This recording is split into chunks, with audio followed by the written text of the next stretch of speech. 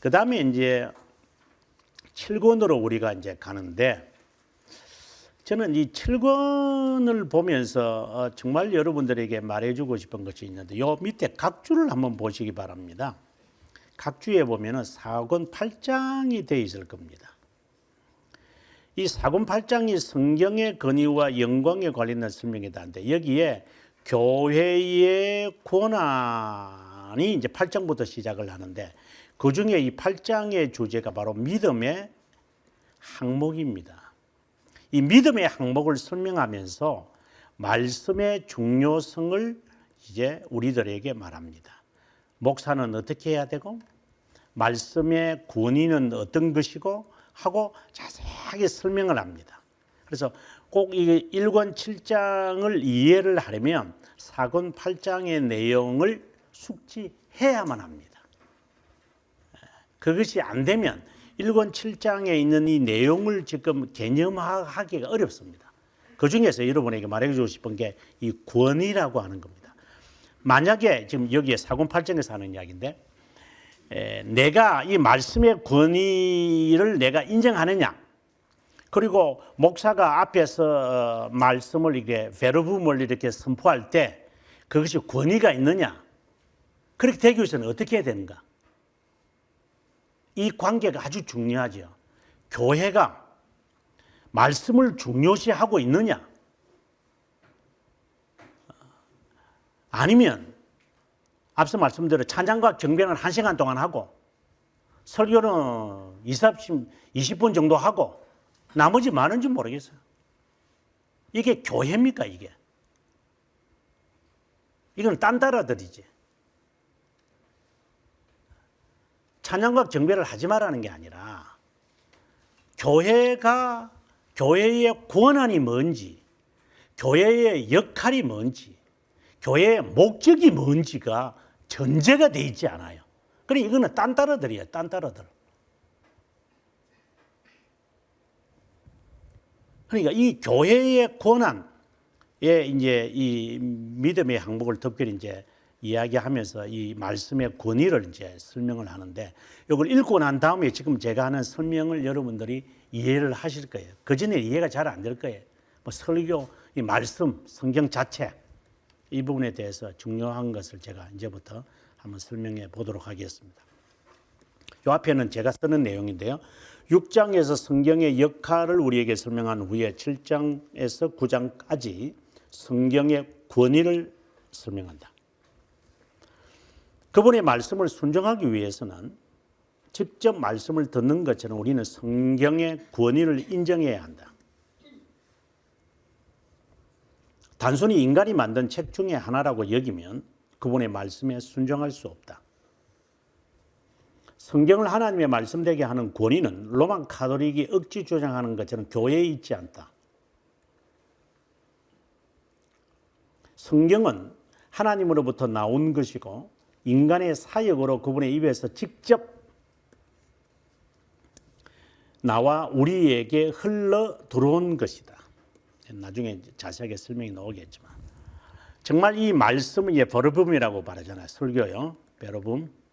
이 베르붐을 정하는 것이 하나님의 입에서 나온 게 맞느냐, 이제 설교를 하는 목사는 매우 여기에 민감해야 됩니다. 이 말은 하나님이 이렇게 말씀하실 것이다 라고 하는 것을 이 말씀에서 충분히 알고 너 것을 집어넣지 마라. 이것에 대한 분명한 자세가 되어 있어야 된다. 그리고 듣는 사람도 이제 저분이 하나님의 말씀을 대언하실 거니까, 이것은 말씀이라도 베르붐을 말합니다. 세르모니를 말하는 게 아니라 베르붐을 말씀하실 것이기 때문에 아주 마음의 자세를 중요하게 가지고 진지하게 가져서 들어야 된다. 그런데 전하는 자도 듣는 자도 이런 자세가 없다면 그는 설교가 아니라 강의다. 그거는 이제 4권 8장에서 여러분 읽어봐야 이제 이 말에 대한 이해를 하실 수 있을 겁니다. 성경 안에서 말씀하시는 성령은 제1저자죠. 신앙과 행위의 모든 문제에서 최종적이고 결정적이다. 이 파이널이다. 파이널이다. 파이널리제이션. 성경에서 이렇게 말하면 더 이상 말하지 마라. 예를 들어서 교회에 문제가 생겼다. 그럼 곧장 법정으로 가잖아요. 교회는. 예, 다 돈 문제가 걸려 있어서. 거의 다 돈 문제입니다. 왜? 세상에서는 그거 변호사 사야 되고 이런 것들이 있으니까. 성경이 분명히 제시하고 있잖아요. 너희가 그런 지혜가 없느냐? 이것도 판단 못 하겠느냐? 왜 세상이 법정에 가느냐? 교회의 문제를. 그게 교회입니까? 그걸 교회라고 보지 않습니다. 진리를 고수하기 위해서 세상 법에 의존한다고요? 세상 판사나 변호사들이 뭐라고 하겠어요?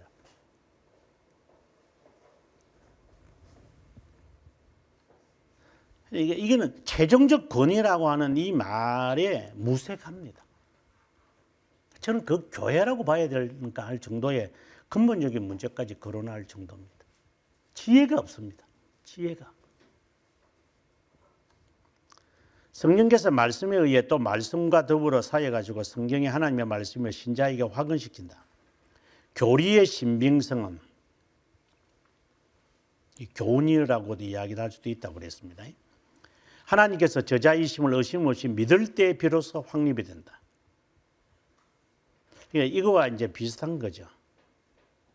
너희 하나님의 말씀이라는 것을 너 인정해? 그럼 더 이상 우리가 논하지 말자. 그러면 이제 거기에 구체적이지 않으면 해석이 들어가겠죠. 그럼 해석을 어떻게 해야 되는데요?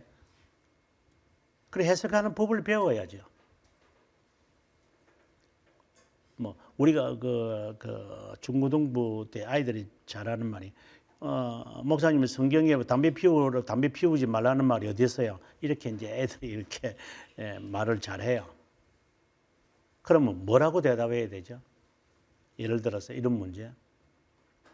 그러면 이 문제에 대해서는 성경에 담배라고 안 돼 있으니까 그러면 어디서 찾아내야 되느냐? 결국은 이제 신앙 교리를 가지고 답례릴 수밖에 없어요. 그럼 신앙 교리를 통해서 성경을 해석하는 법을 배우겠죠. 그래서 우리의 삶에 그렇다면 너 생각에 담배를 피워도 된다는 걸까? 아니 되는 걸까? 그 답이 나오죠. 이렇게 이제 이런 과정을 이제 성경을 통하여 배우는 사람 성도들이 개념화가 되도록 해야 되죠. 실제로. 하나님이 그렇게 말씀하셨는데 우리 더 이상 여기서 논하지 말자. 끝내자. 이제 이렇게 그냥 그렇게 마무리에 더 이상 거론하면 안 되죠. 그런데 이게 이제 문제가 되는 것 같아요. 예를 들어 좋든 안 좋든지 간에 헌법재판소에서 결정을 했으면 그걸 끝내야죠. 그다음부터 다른 걸 해야죠. 계속해서 진돗개처럼 이렇게 물고 늘어지는 사람들. 그거는 정말 세상적 방법이지. 신앙의 자세를 가진 사람이 그러면 안 되는 것처럼 우리의 이 신앙도 마찬가지예요. 그 버릇이 교회에 그대로 오는 거죠. 그래서 그게 이제 문제가 되는데 성경에 명백하게 우리에게 제시하는 것을 신앙 교리를 통하여 올바로 해석해서 배우고 거기에서 결정이 내어지면 더 이상 언급하면 안 됩니다. 그래서 제가 처음에 한국에 와서 제일 느꼈던 두 가지를 딱 있었는데 하나는 학교에서도 가르치면서 교회 가서 설교하면서 처음에 느끼는 게 교회론이 바로 되어 있는 것인가? 여기에 의문점을 제가 들었고 두 번째는 성경의 권위를 인정하는 것인가? 저는 이 문제에 대해서 사실상 딜레마에 빠졌어요. 왜 한국 교회는 하나님이 말씀하셨다, 파이널라이즈 했다. 예를 들어서 우리 이제 제가 미국에서 오랫동안 살면서 이제 배운 게 뭐냐면은 아이들하고 대화하면서 아이들이 막 질문하고 그러잖아요. 대들고 아니면 무슨 사람과 언쟁을 할 때 그때 군이 있는 사람이 이게 파이널입니다. 그러면 어느 직장을 간다거나 어느 법정에서 언쟁을 하거나 이렇게 할 때 이게 파이널 are well finalized. 그러면 더 이상 언급 안 합니다. 아, 이제 결정을 하는구나. 결정을 했다. 그 파이널이잖아요. 그럼 더 이상 말을 안 합니다. 그런데 이놈의 조선민족은 왜 이렇게 잔소리들이 많은지 모르겠어요. 그러면 교회 안에서 누가 파이널리제이션을 합니까? 목사죠. 근데 왜 이것들이 돌아다니면서 시구릉 합니까? 하지 말라는데. 나는 이게 이해가 안 돼. 그래서 나는 이게 이해가 안 되는 거였어요, 실제로. 그럼 교회에서 뭘 가르쳐 주는데? 근데 그때는 목회를 안 했으니까, 한국 교회에서는 목회를 안 하고 있었으니까. 그냥 이제 설교만 하고 다니는 것이었어요. 이 문제에 딜레마에 빠지기 시작합니다. 교회로는 바로 됐나? 성경에 권위는 있나? 성경을 도저히 읽나? 성경도 안 읽지만 성경을 말하지도 않고 배우지도 않고 알 수도 없고 알지도 못하고 그럼 뭐예요 또 교회라는 게? 그래서 지금 깜짝 놀란 거죠. 오니까 뭐 앉아가지고 뭐 교회들마다 갈 때 수백 교회를 다니면서 가는 것마다 필수적으로 있는 게 주람. 이거는 도대체 또 뭐야 이거는? 이거 어디서 굴러 먹었니? 구닥다리를 갖다 놨네. 저는 뭐 깜짝 놀래. 이 무슨 저는 제가 꼭 이민문처럼 제가 북에서 온 것 같아요. 제가 정말 한국 교회가 어느 놈이 이렇게 만들어 놨는가? 한국 교회를 이렇게 망치도록 만들어 놨는가? 그 놈이 어떤 놈이지? 이미 죽었으니까 할 말은 없지만 그거 하나도 제대로 되지 못하나?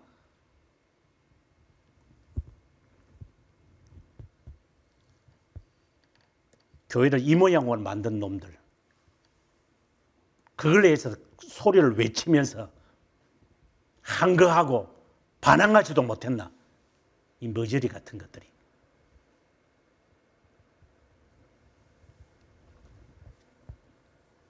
그거 가지고 데모했으면 다행이다. 정말 답답한 거였어. 그래서 이 7장에 와서 우리 성경의 권위를 지금 말하는데 자세한 것은 여기서 말하지 않죠. 아까 다시 말했지만 4권 8장으로 가야 됩니다. 성경의 권위를 살펴야 하는 이유는 우리의 마음이 존경심으로 권위에 수용할 준비를 가지고 의심 없이 벗어나기 위함입니다. 하나님의 말씀이 인식될 때 상식과 인간의 감정을 가진 자라면 누구나 대변의 재변자의 말을 신뢰하지 않을 방자한 자는 없을 거다. 성경에 하나님께서 영속적인 기억에 그분의 진리를 두시기 기뻐하시는 유일한 기록물이기 때문입니다. 신실한 자들이 소유해야 하는 완전한 권위는 하나님의 말씀, 하나님께서 말씀하시는 것을 듣는 것처럼 직접으로 하늘로부터 내려온다고 믿지 않는다면 결코 인식되지, 권위는 이것이 전제되어야 된다. 지금 하나님의 말씀을 대신 해석을 하셔서 우리에게 대언하고 있구나. 나는 그것을 듣는다. 이런 자세. 하지만 성경의 권위는 하늘로부터 오는 거지 지상의 교회의 승인에서 오는 것이 아니다. 교회의 결정에 따라 성경에 대한 존경심을 가져야 하고 정경으로 인정되어야 한대요. 정경에 관해서는 여러분들 그 벨지카 그 신앙고백서 5항을 보면 되겠죠. 교회라는 미명 아래 방자한 독재를 행한 신성모독자에 대해서는 우리가 어떻게 판단해야 할까요? 로마 가톨릭 교회가 이런 큰 실수를 저지르고 있는데 이렇게 되면 인간의 결정이 성경의 권위를 준 격이 되기에 매우 위험하고 유해한 것이다. 이제 이것은 이제 그들이 이제 하나님의 말씀을 정할 때에 성경, 그다음에 여기에다가 외경을 집어넣고 여기에다가 또 교황이 하는 말이 있죠. 교황이 하는 모든 말을 말하는 게 아니라 교황이 권위에 근거해서 의자에 앉아가지고 하는 말들을 말하는데 이러한 것들 또 여기에다 하나 더 붙여서 전통을 말하죠. 물론 이것도 같이 전통이라고 넣으면 되지만 이것을 다 하나님의 말씀으로 로마 가톨릭이 말하잖아요. 그러니까 성경, 외경, 전통. 근데 우리가 이렇게 비난하지만 실제로 이 전통이라는 것은 본래 전통이라는 것은 성경 해석의 원리잖아요. 성경 해석의 원리를 전통이라고 그럽니다. 그래서 성경에서 바울이 디모데에게 너 전통을 지켜라라는 말이고, 이제 그 이레니우스가 영지주의가 번남할 때에 성경에 대해서 정통해야 된다고 이야기할 때도 성경의 해석 원리를 말하는 거예요. 성경은 성경이 지금까지 해석해 오는 그 원리들이 있어요. 그 성경에 흐르는 매기를 말하죠. 그 성경에 분명한 뜻이 있어요. 그 뜻을 이제 디모데에게 말하면서 너 이거 정통해야 된다, 이거. 정통해서 내가 이것을 가르쳐야 된다. 이걸 이제 말했는데, 제가 신학교 현장에서 있으면서 성경시험 쳐보면 성경시험 통과하는 놈들이 몇 놈이 될 것 같습니까?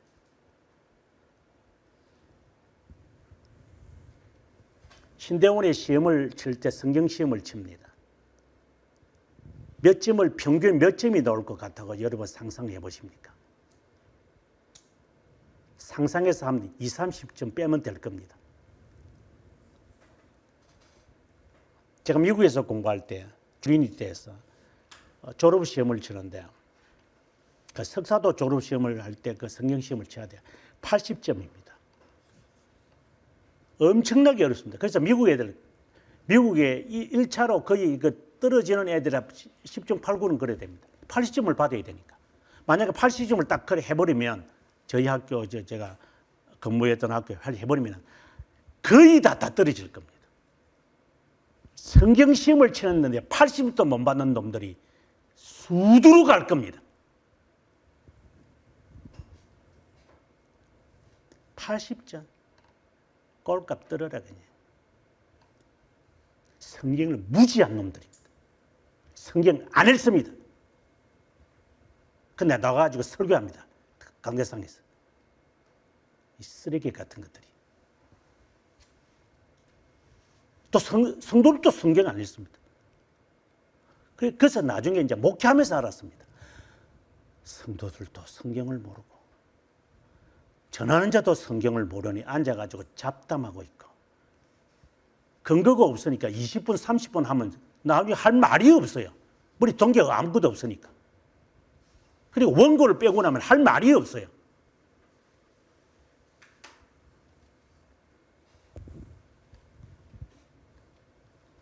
아, 이런 거구나. 이 교회가 하나님의 말씀을 권위를 인정 안 하는구나. 이게 무지한 자들의 집단이구나. 무식한 것이 아니라 무지하구나, 이거는. 무식보다 더 무서운 게 무지잖아요. 정말 무지합니다.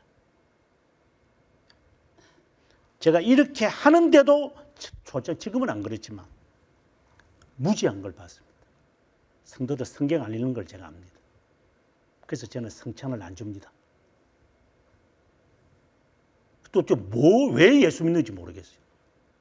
밥은 꼬박꼬박 챙겨 먹는다든지, 배고프다고 밤에도 일어나가지고 주문해가지고 먹고 있어, 신학생들. 배고픈 줄 아나?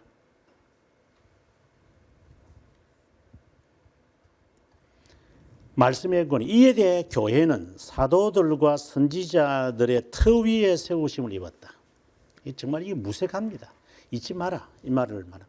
이들의 교리는 교회의 기반이라면 이것이 지금 이렇게 터 위에 있다는 게, 교회가 존재하기 이전에 그 확실성을 가지고 있으면 틀립니다. 이 확실성이라는 말이 참 중요한 말인데, 여기서는 이제 여러분들이 그 돌토레이터 법규 5장 8항에서 9항, 10항까지도 좋습니다. 이걸 읽으면 이 확실성에 대한 개념이 제가 해설한 부분을 보면 아마 이 답이 나올 겁니다. 이제 확실성과 그 다음에 이제 확신과 확실성이라는 게 설턴티니까 설턴티. 그 다음에 확신이라는 게 어슈런스가 있고, 그다음에 이제 그 컨피던스가 있다는 말을 제가 하거든요.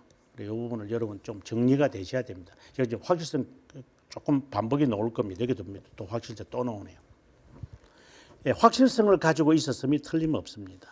그렇다면 교리는 교회에 항상 규명되어야 되고 교회보다 먼저 수용되어져야 합니다. 그렇지 않으면 교회는 존재할 수 없습니다. 성경이 39권, 구약 성경, 그 다음에 신약 성경은 27권. 이것은 397년에 가르타고 종교, 여기 아구스티누스가 참석했죠. 정경으로 선포한 적이 있습니다. 정경, 성경, 이 차이가 있죠. 그렇다고 해서 성경을 판단하는 권위가 교회에 있다는 것이나 그 확실성이 교회에 있다라고 하는, 교회에 있다고 한다면로만 가톨릭이 되는 거죠. 억지 주장에 불과합니다. 교회가 성경을 수용하고 권위를 나타낼 때 의심스럽거나 논쟁적인 것을 인정한다는 것이 아니라 하나님의 진리로 그것을 인정하면서 교회는 경건의 의무로서 성경을 존귀하게 여긴다는 것을 의미합니다. 성경은 진리에 대한 분명한 증거를 지니고 있습니다. 선지자와, 이거 분명해야 됩니다. 사도와 선지자들의 터 위에 세워져 있다. 그러니까 이것을 우리가 전통이라 그러죠. 그러니까 우리가 지금 우리가 지킴이보다 설교하는 사람들은 특별히 이 전통의 사도들과 선지자, 성경 전체에 흐르는 맥이라고 저는 말합니다. 이 맥의 정통에 있어야 됩니다. 정통, 전통이 아니라 이거는 전통이고 정통에 있어야 됩니다. 딱 전문가로 딱 돼 있어야 됩니다. 그렇지 않고 이 하나님의 이 말씀을 다른 것을 가지고 덧붙이면 안 됩니다. 그럼 그거는 하나님의 입이 아닙니다. 그리스토스토모스라는 이름의 뜻이 이제 그 하나님의 입이라는 뜻이잖아요. 그래서 이 말씀에 정통되어 있어야 됩니다. 굉장히 머리에 이 말씀이 그대로 다 담아 있습니다. 근데 현실은 앞서도 제가 좀 큰 소리를 쳤지만 안 그렇습니다. 안 그렇습니다. 한국 교회가. 그래서 앞서 말한 대로 이거는 교회도 아니구나. 그리고 이거는 성경도 모르는구나. 그러니까 설교가 졌다 이거지. 그렇다고 해서 제가 뭐 설교를 잘하고 뭐 교회를 잘한다 이런 개념이 아니라 하나의 노력에 불과한 거죠. 저도. 아구스티누스가 성경에 권위를 주는 것처럼 표현한 부분이 있기도 합니다. 이런 부분들이 있는데 이거는 만이교회에 대하여 반대할 때 언급했을 뿐입니다. 성경을 자신의 그릇된 견해를 뒷받침하려고 이것을 이제 제가 이제 뭐라고 하느냐면 그 텍스팅이라고 말하는데 그 당시에 그 보에트가 그 17세기의 보에트가 네덜란드 교회 지도자로서 경고한 것이 뭐냐면 콕세이어스에게 하나님의 말씀을 자신의 견해를 뒷받침하려고 사용하지 마라. 이 경고를 내렸습니다. 이걸 보통 우리가 이제 성경의 본문을 내 사상을 변호하는 것으로 짜집기 하죠. 이건 매우 위험한 겁니다. 그렇게 하면 안 된다. 칼빈이 이미 경고하고 있는 겁니다.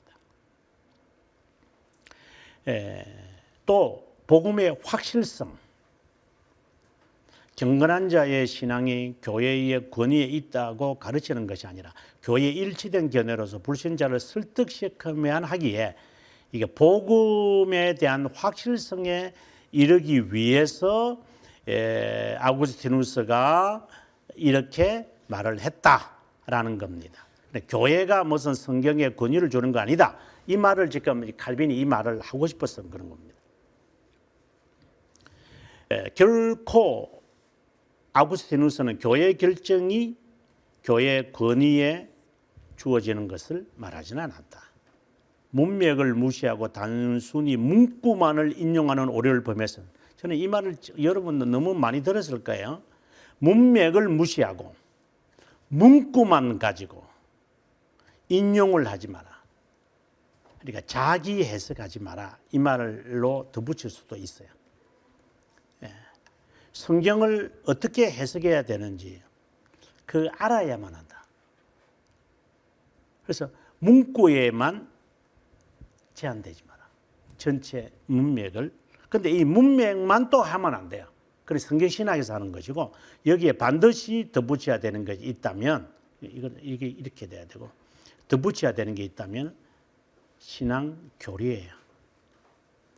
성도들도 신앙교리를 배우고 선포하는 사람도 신앙교리가 되어져서 신앙교리의 어느 부분을 지금 오늘 이 메시지는 지금 어느 측면을 지금 말하고 있는지에 대한 개념이 공통적으로 있어야 이 말씀에 오류가 없어져 버려요.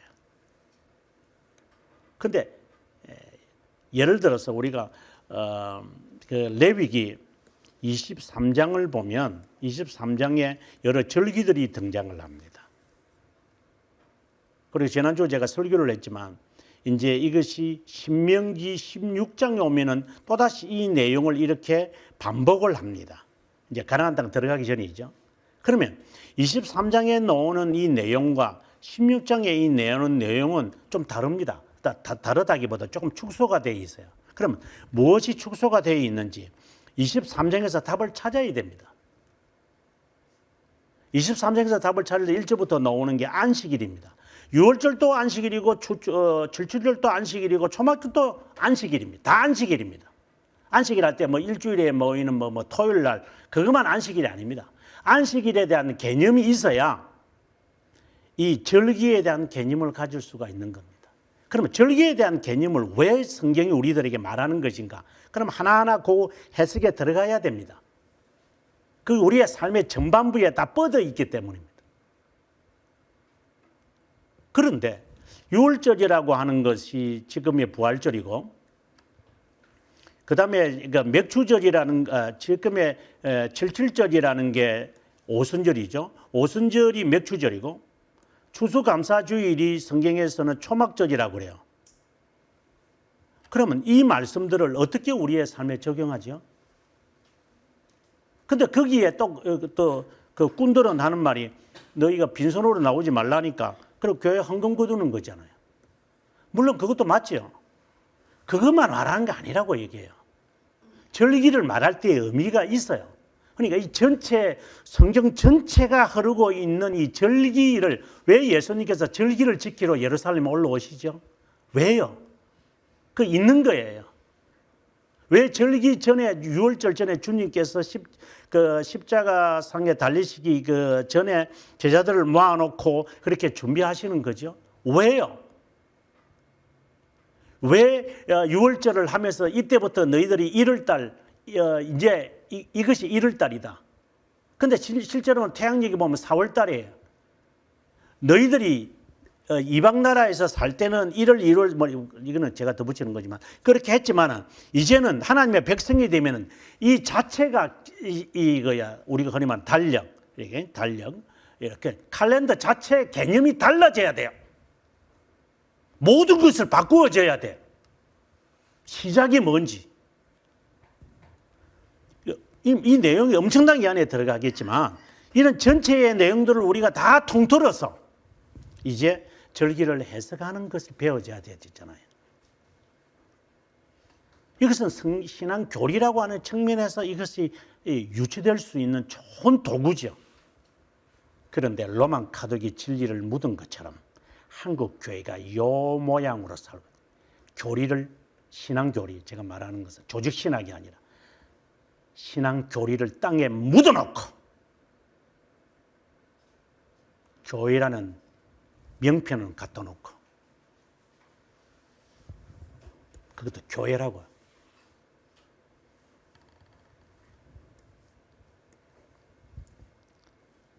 마치 로만 가톨릭이 숨기는 것처럼 교회의 역할이나 제대로 하든지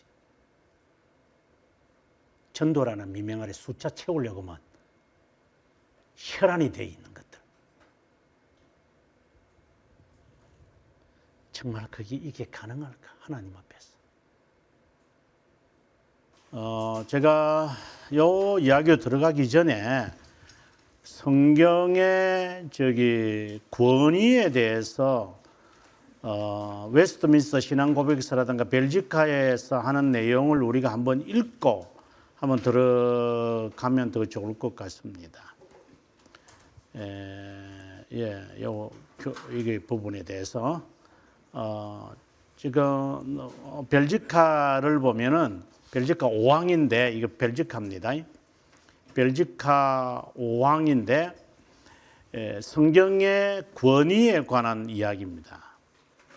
우리는 이 모든 책을 수용하고 이 책들만이 믿음을 규정하고 기반하고 확인하는 거룩한 정경이라고 수용한다. 이 우리의 고백입니다. 그 다음에 어떤 의심도 없이 그 책들 안에 담긴 모든 것을 믿는 이유는 교회가 그것을 수용하고 인정하기 때문이 아니라 더욱더 중요한 것으로 그 책들이 하나님께 기원을 두고 있고 그 자체 안에 그것에 대한 증거를 지니고 있다는 것을 성령 하나님이 우리의 심정에 증언하기 때문이다 라고 이야기를 합니다.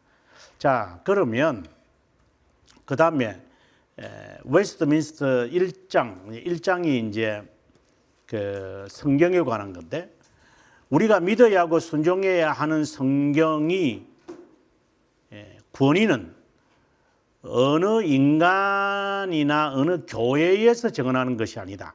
우리가 앞에서 지금 벨지카에서 했던 말하고 같은 맥락을 합니다. 그 권위는 성경의 저자신 하나님에게만 전적으로 의존한다. 그 다음에 이제 5장으로 갑니다. 교회의 정언으로 성경을 고결하고 순경한 경위로 대할 때 감동되고 권유받을 수 있다.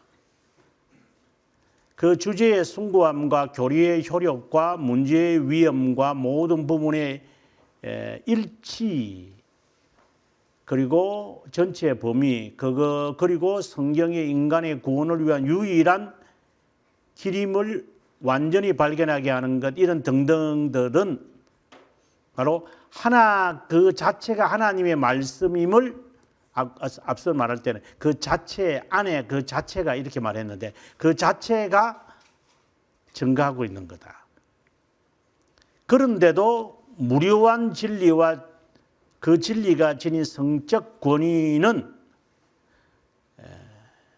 바로 성령 하나님이 주신 것이다. 이 말이 지금 벌써 3번이나 나왔습니다. 그 다음에 마지막으로 마지막에 끝났나? 요 지금 성령께서 주신 것이다라고 권위는 요거 교회가 행하는 것이지만 교회가 실행을 하는 것이지만 실제로는 성령 하나님이다. 이것을 우리가 한번 정리를 하고 우리가 본문으로 한번 들어갔으면 좋겠습니다. 성경의 저자인 이 성경의 저자가 하나님이심을 1권 7장 1항에 언급했던 것처럼 성경의 가장 최고의 증거는 하나님께서 그 안에서 직접 말씀하신다. 우리가 앞에서 우리가 보았던 그 1장 4항의 내용과 유사한 내용을 지금 말하고 있습니다. 아마 이렇게 이제 비교해 보면 칼빈의 하는 이 말의 이 표현이 신앙 고백서에 그대로 마치 옮겨 놓는 것처럼 보여요. 그래서 제가 이렇게 공부하면서 정말 기독교 강요를 공부했던 게 감사하다 이런 생각이 듭니다. 만일 양심을 위해 가장 효과적으로 권면하고 가장 작은 장애물에도 흔들리거나 넘어지지 않고 불확실한 의혹에서 굳건하려면 성령의 말씀에 대한 우리의 확신은 인간의 추론, 판단, 이성보다도 더 높은 근원에서 유래해야 된다. 바로 성령의 이 말 떠나오죠. 성령의 비밀적인 증거가 있어야 한다는 것이다. 논쟁으로 믿게끔 양육시키는 것은 앞뒤가 바뀐 거다. 그러니까 진리는 논쟁하는 것이 아니다. 진리는 성령 하나님이 성령 하나님께서 역사하신 것이다. 앞서 제가 그 스콜라주의 이야기하면서도 제가 실제론과 유명론을 이야기하면서 그 말을 했지만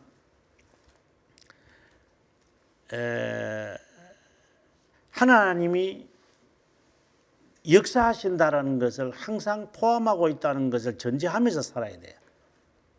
그렇지 않고 내가 이만큼 노력했으니까 하나님께서 감동받으셔서 하실 것이다. 이런 생각은 정말 그거는 철학이지 그거는 신앙이 아닙니다.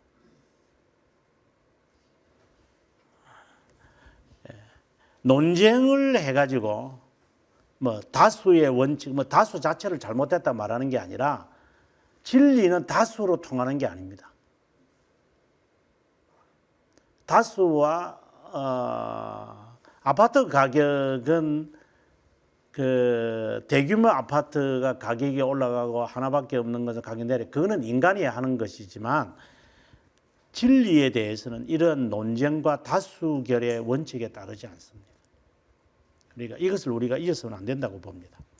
부인하는 자에 대해 대항하여 하나님의 거룩한 말씀을 주장하더라도 그들의 심정에 믿음이 요구하는 확실함을 심어주지 못할 겁니다. 논쟁은 그렇다. 진리의 성령이 우리들에게 확실함을, 이 확실함이라고 하는 단어에 여러분 앞으로 계속해서 나오면 뭐 칼빈의 글이나 그리고 그 고백서에서 나올 때 유의하셔야 됩니다. 이게 영어로는 certainty라고 하는데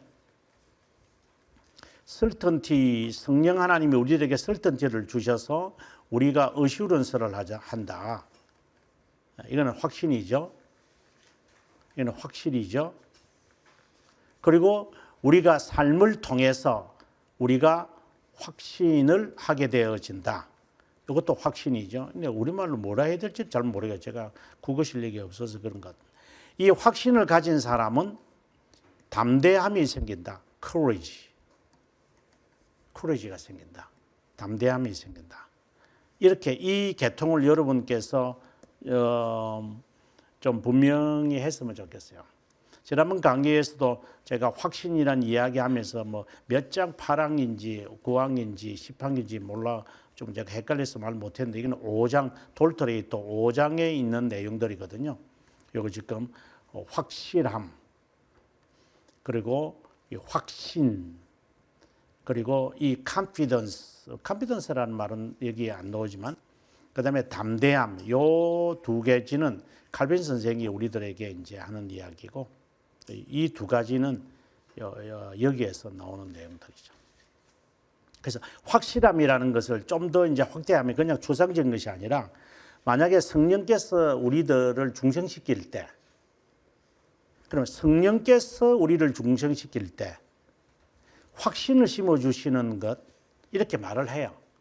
근데 실제로는 좀 더 깊게 들어가면 확실함을 먼저 줘요. certainty를. 하나님 확실한 증거를 우리 심령에 이렇게 좀 있으면 나오는데 이 딱 심어주면 그 다음에 나는 확신을 딱 받아요. 그런 이제 회개를 통해서 이제 우리가 이제 내가 확신에 이렇게 되겠죠. assurance를 이제 말씀을 통하여 받고 성령 하나님의 역사. 그래서 성령 하나님이 우리들에게 확실함을 딱 던져준다는 거예요. 이게 성령 하나님 비밀적 사역이에요. 그리고 assurance.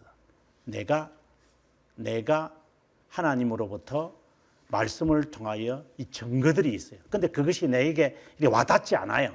내가 실제로는. 와닿지 않는 이유는 내가 경건이라든가 순종이라든가 그리고 그 겸손을 실천 안 했기 때문에 그래서 이 확신이 없는 거예요. 이 계통 분명하셔야 돼요. 이거는 이해와 관련되어 있는 거예요. 이거는 이해. 아 맞다.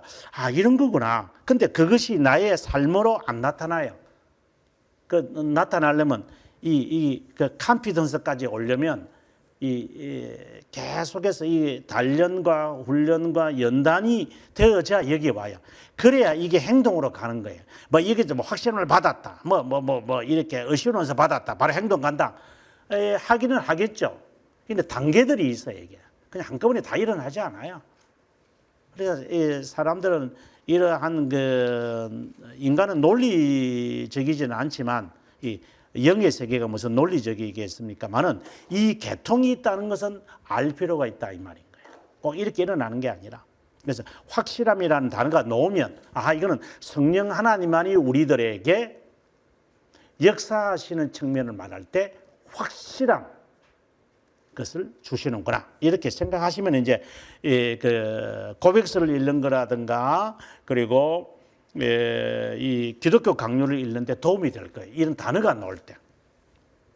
신성 모독자의 생각에 종교가 단순한 견해에 불과하고 어리석게 믿지 않거나 빈약한 근거를 믿지 않게 하기에 종교가 이성으로 증명되어야 한다고 주장한다. 이건 뭐 당연한 거겠죠. 신성 모독자들에게는. 성령의 증거는 이성보다 우월합니다. 성령은 경건한 자의 믿음을 화근하는, 이게 화근이라는 말이 이제 confirm이라는 말인데 영어에는 confirm하는 인과 담보물이라 불립니다. 이렇게 확고하게끔 하시죠. 확고하게끔 성령 하나님의 이런 이유는 성령이 인간의 마음을 이거 중요한 단어가 이렇게 중요한 단어가 여기 있구나. 성령이 인간의 마음을 계몽시킬 때까지는 인간은 의심의 바다에서 이리저리 표류하게 될 것입니다. 성령 하나님은 앞서 제가 certainty라고 했어요. certainty. 이제 이것을 우리들에게는 assurance로 줄 거예요. 그죠? 이거는 이제 우리 스스로가 인간이 이제 느끼는 거예요. 이거는 이제 하나님께서 우리에게 허락하시는 거예요. 이때에 성령 하나님은 우리의 마음을 이게 밝게 하여서 의심하지 않도록 이리저리 방황하지 않도록 이걸 딱 허락해요. 어시런스를 딱 줘요. 하나님의 말씀이 이거다. 그런데 앞서도 이야기했지만 삶 속에서 직면하는 여러 일들로 인하여 내가 이게 좌지우지예요. 하지만 선택된 자가 과연 이것을 certainty를 받았다면 어슈런스를 그가 말씀에서 증거를 갖고 있다면 이게 돌아와요. 이렇게 돌아오게 돼 있어요.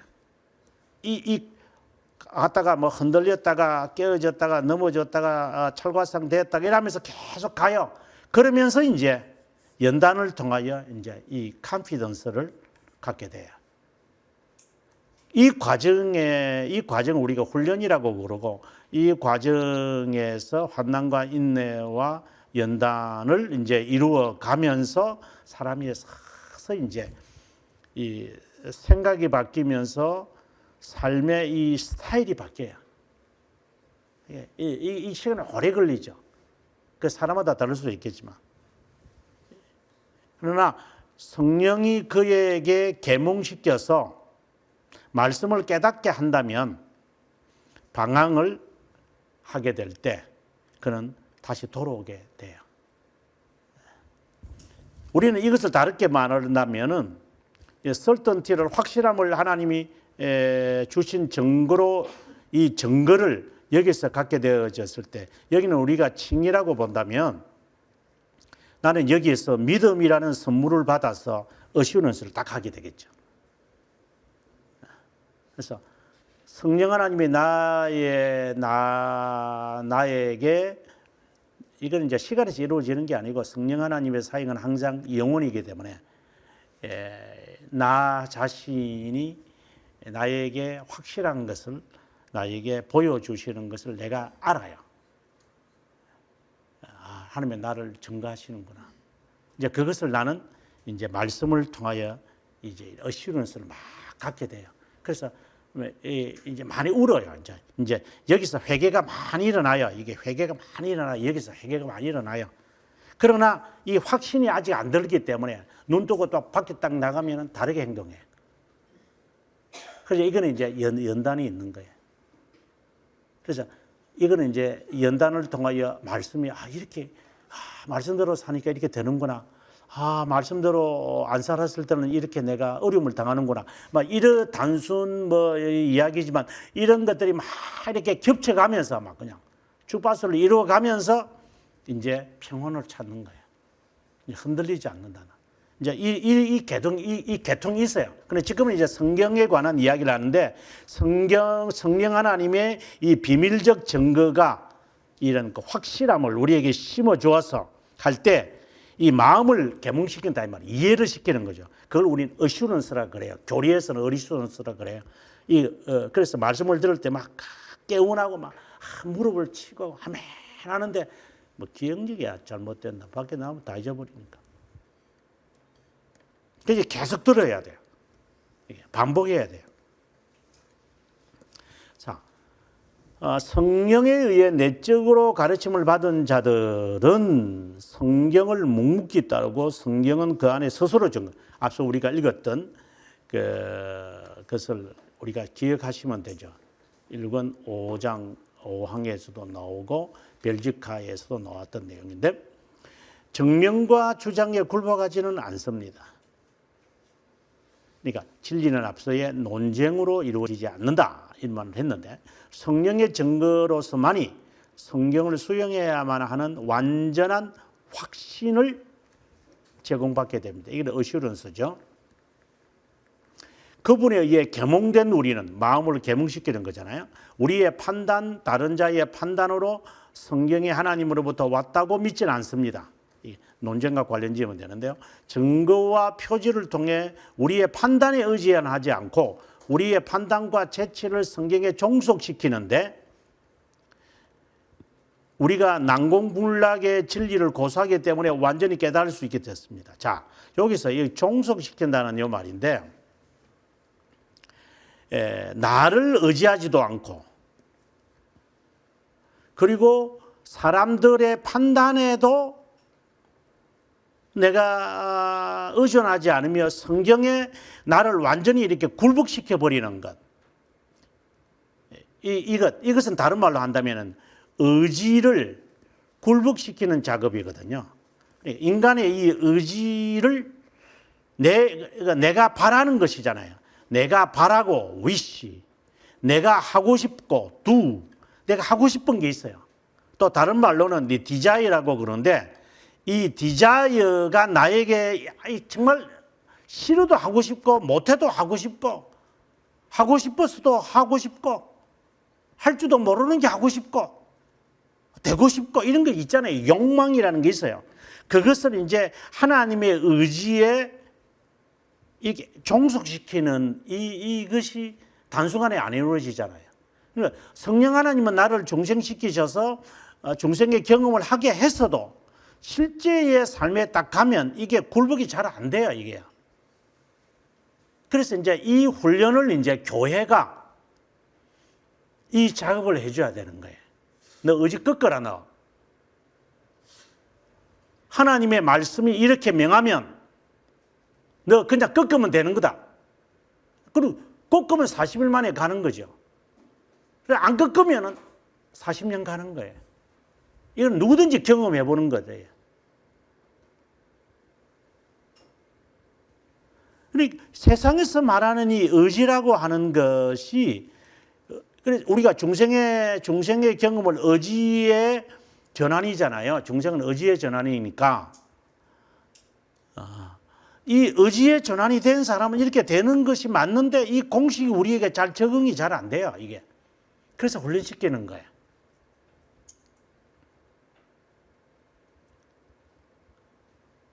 제가 지금 참 이런 말을 많이 하는데 이거는 좀 여담이지만 의지에 관해서 말할 때에 사람들이 앞서는 제가 해결의 지난 시간에 해결에 대한 이야기를 했지만 실제로 실존주의가 되어지면서 20세기 포스트 모더니즘이 되면서 사람의 인간성이 정말 추락하잖아요. 그래서 쇼펜하우와 같은 제가 최근에 와서 쇼펜하우의 글을 계속 읽으면서 내가 쇼펜하우를 좋아할 수밖에 없겠다 이런 생각이 개인적으로 이렇게 드는데 쇼펜하우가 인간에 대한 너무 상처를 많이 받고 나중에는 폐병으로 고생을 하다가 어느 누구도 못 믿겠다는 거예요. 어느 누구도 믿지 마라. 그래서 결혼도 안 하죠. 뭐 니체도 마찬가지지만 이 아이들 다 의지를 이야기하는 사람들은 다 사람에 대해서 불신과 이 번뇌 속에서 살아요. 그래서 쇼펜하우는 인간은 단지 움직이는 것은 뭐냐? 단지 움직일 수 있는 것은 금욕과 욕망밖에 없다. 요거 제공적인 사람을 움직인다. 그래 마지못해 한다. 쾌락이죠. 쾌락. 이 쾌락을 위해서 인간이 딱 동원되는 두 가지의 수단을 할 거다. 하나는 음악이고 하나는 예술이다. 사람은 그걸 가지고 사람은 자기가 감성에 탁 젖혀가지고 음악을 들으면서 그래 맞다. 왜 사람들이 그 연예인들이 그 노래에 그렇게 환장들을 합니까? 왜 사람들이 저런 그 이렇게 예술의 작품을 바라보면서 그냥 넋을 잃고 이렇게 바라보고 합니까? 인간의 이 그 욕망과 인간이 하기 싫은 것을 할 수 있는 감성적인 것은 그게 가장 최선이기 때문에. 그래 음악. 그래서 그걸 이용하죠 인간들이. 이것에 대해서 반박한 사람이 우리가 잘 알고 있는 니체 같은 사람이잖아요. 세상은 그렇게 부조리 하더라도 너는 너를 믿으면서 살아가. 어쩌겠어. 이걸 안 변할 거니까. 어쨌든 너는 살아남아야 된다면 너 열심히 하면서 살아가라. 너 스스로가 하나님이고 너 이 신을 의지하지 마라. 너 자신을 의지하는 거다. 의지를 말하는 거예요. 이제 이런 의지들이 그 이상 제가 야스버스라든가 샤르트르라든가 하이데거도 좀 그 말했고 그다음에 까무도 이런 말을 하는 것을 보면 이제 설명할 게 많지만 이런 의지가 우리 속에 다 있기 때문에 이것을 굴복시키고 하나님의 뜻 의지에 굴복시키고 그분의 의지를 따라 살아간다. 여러분 그거는 110%인 것 같아요. 안 된다. 성령이 중생시키지 않으면 불가능하다. 우리의 난공불락의 진리를 고수하기 때문에 완전히 깨달을 수 있는 이 난공불락이 이 의지라고 하는 이것 완전히 하나님이 여리고 섬처럼 확 이렇게 무너뜨리지 않으면 그냥 안 무너뜨려지니까 하나님이 부수시든지 깨버리시든지 절망에 빠지게 한다든지 막 이렇게 해서라도 인간이 그냥 니는 세상의 쓰레기야 하는 이런 정도로 하나님이 만들어버려야지 인간이 아무 찍소리 안 하고 순종하는 겁니다. 또 그러다가 좀 나으면 금세 돌아갑니다. 또 미신의 속박, 이게 세속적인 거죠. 습관에 묶여있는 불쌍한 자이기 때문에 이게 좀 쉽지도 않을 거예요. 달리 진리를 고수할 수 있는 이유는 이름에도 불구하고 주님을 이제 진리를 고수하는 이유는 하나님의 위엄성의 확고부동한 능력, 다른 앞서 말씀드리겠다고 한다면 확실성, 그 속에 살아 숨쉬고 있기 때문에 또 다른 말로 한다면 하나님의 씨앗, 그 확신이 이제 우리가 웨스트민스터 신앙고백서 18장에서 이제 확신을 이야기하잖아요. 이 확신에 이야기하면서 왜 우리가 흔들리고 넘어질 수 있는 상황에서도 오추기처럼 설 수 있습니까? 하나님의 씨앗이 있기 때문입니다. 라고 말합니다. 그러니까 그 능력이 우리 안에 숨쉬고 있으니까 된다. 근데 이 말을 또 잘못 인용을 하면 영지주의자들이 말하는 씨앗이 됩니다. 그럼 영지주의자들이 말하는 씨앗과 하나님의 씨앗과 차이가 뭐냐를 또 이것도 헷갈리면 사람들이 이제 이래서 이제 신앙이 잘못 가는 겁니다. 계속 교육받아야 됩니다. 지금 영지주의자들이 말하는 씨앗이라는 것은 타락한 세상에 하나님의 자녀들에게 신성이라는 것이 우리에게 담겨져 있어요. 그것하고 여기서 하나님의 씨앗이 우리 안에 있다라고 신앙 고백서에서 말하는 그 확신, 그 씨앗이라는 것은 중생의 시스템을 말해요. 나를 하나님의 자녀로 인치셨다는 사실, 하나님께서 나를 선택했다는 그 사실을 말하는 거고, 영지주의자가 말하는 것은 내 안에 그러니까 구원을 받을 자가 조물주에 의해서 어쨌든 이 그 타락한 부패한 세상에 창조되어져서 이렇게 세상에 살고 있지만 그 안에는 신성을 다 갖고 있는 거예요. 그럼 여기는 비슷하지요. 중생의 씨앗하고 지금 방금 말하는 여기 영주주의자가 말하는 씨앗하고 비슷하지요. 그러면 영주주의자들이 말하는 씨앗은 그 다음에 이제 달라지기 시작해요. 그러면 너 안에 있는 그 씨앗을 이제 자라게 해야 돼요. 그럼 어떻게 해야 되죠? 은사를 받는 거예요. 왜? 이걸 부양시켜야 되니까. 그래서 은혜 받으려고 그러는 거예요. 그러면 은혜 막 쫓아다녀요. 그러면 이제 신앙 고백서에서 성경이 말하는 하나님의 씨앗이라는 것은 그 개념하고 다른 거예요. 그러면 지금 앞에 있는 이 자들은 은사 받고 막 그냥 능력 받고 권능 받아서 내가 할 수 있는 힘을 기르려고 하는 거고, 여기는 뭔데요? 하나님의 말씀으로 진리를 배우면서 그 말씀을 찾아가 자기 자신이 말씀에 위배되어 있었을 때 회개하며 깨닫고 돌아서고 이런 삶으로 가는 거죠. 그래서 한국교회 은사 운동이 있는 이런 오순절 애들을 보면은 이거는 영주주의자. 지금 오순절 애들은 다 영주주의예요. 그러니까 그럴 수밖에 없죠.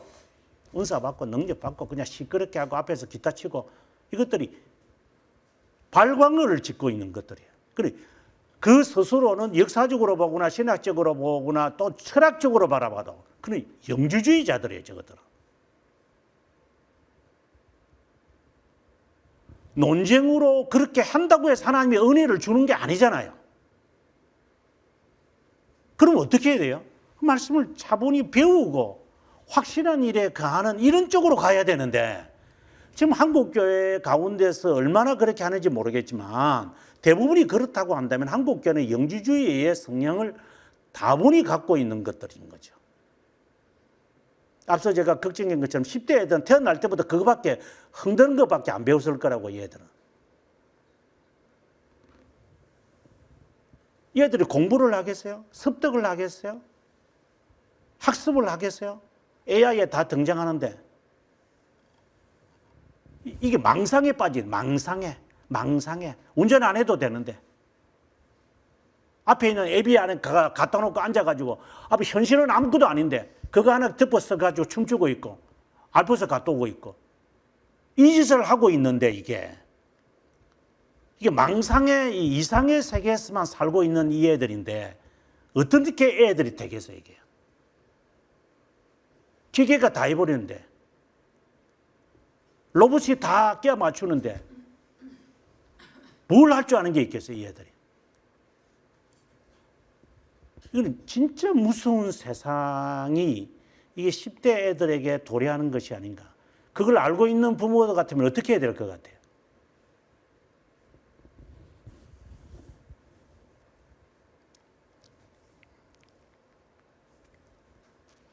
우리는 의식적으로 자발적으로 그분에게 이끌려 순종하는 자극을 받을 뿐 아니라 단순히 하나님 인간의 의지와 외식보다도 훨씬 생생하고 효과적으로 순종하기에 이른다. 정말 성령께서 하나님의 씨앗이라 있는 데가 이런 것이 우리에게 있다면 자발적으로 그리고 의식을 하면서 순종할 것이다.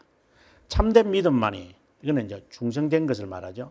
우리의 심정에 하나님의 성령 인치심을 이해할 것이다. 논쟁으로 되는 게 아니다. 논쟁으로 되는 게 아니다.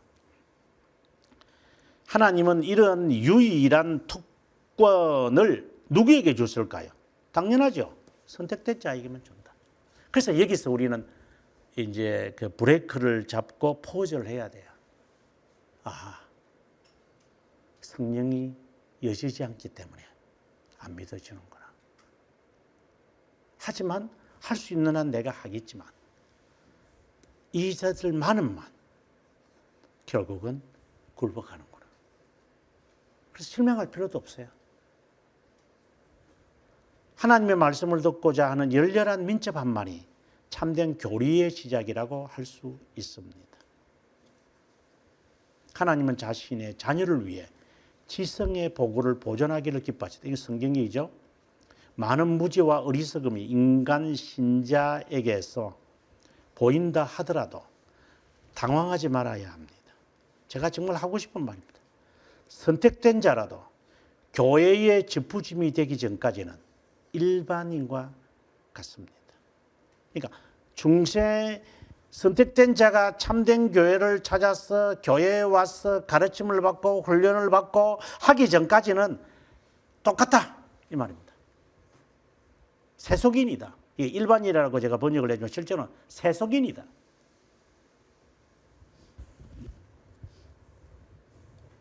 다를 바가 없다. 칼빈은 나중에 이제 3권에 가면 이렇게 표현을 하죠. 하나님의 적이었다. 적이다. 이놈이다. 이놈이. 이것을 정말로 안타까워해야 됩니다. 그래서 교회가 이것을 고치시키는 것이 교회의 목적입니다. 교육과 양육을 시키면서. 부모가 마치 자녀를 향하여서 매습게 그 매를 대면서 너 고쳐야만 되기 때문에 내가 매를 때리마. 너를 내가 굶기마. 이렇게 해서 사람 만들어 가기 위해서 부모들이 늘 깨어 있어야 되는 것처럼 교회도 마찬가지입니다. 이 도매금을 갖다 놓고 100명, 200명, 수천 명 갖다 놓고 뭘 하겠다는 거니 네가. 그게 교회라고 보십니까?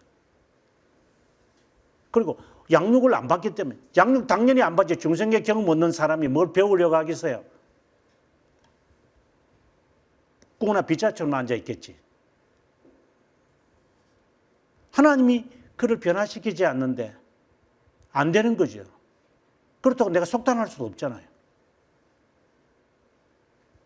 그러나 나는 이 자리를 지켜야 되잖아요. 우리 각자가. 그래서 저놈이 어디 가가지고 실패하고 뭐 실족하다가 막 아이고 어머님이 말씀이 맞구나. 내가 다시 집으로 돌아올게요. 그래 돌아오라 그러면. 그때 내가 이제 마음의 문을 열고 네가 엄마의 말을 듣겠지. 예, 엄마의 말씀이 맞아요. 그때까지 기다려야죠. 당장 기다리는 거죠. 저 집불락 나가는데 어떡하겠죠, 저거? 똑같아요. 그러니까 중생의 경험을 하지 않고 선택된 자로서 교회에 가입하여 훈련을 받는 자가 아니면요. 똑같습니다. 똑같습니다. 믿는 자의 수가 적어서 염려할 때마다 정말 하고 싶은 말은 칼빈이 다 하는 것 같습니다. 선택된 자만이 하나님의 비밀을 이해할 수 있도록 된다는 거 기억합시다. 그래서 제가 개인적이다. 구원은 개인적이라는 말을 결론적으로 할 수밖에 없는 겁니다. 쉽게 말하면 너나 잘해라. 너나 먹고 살아라. 뭐 그래 마음 가가지고 그래 여유도 많지. 너 여유 없어 너한테. 이건 이제 결론적으로 내린 겁니다. 구원은 개인적이다. 선택된 자만이 하나님께 돌아오는구나.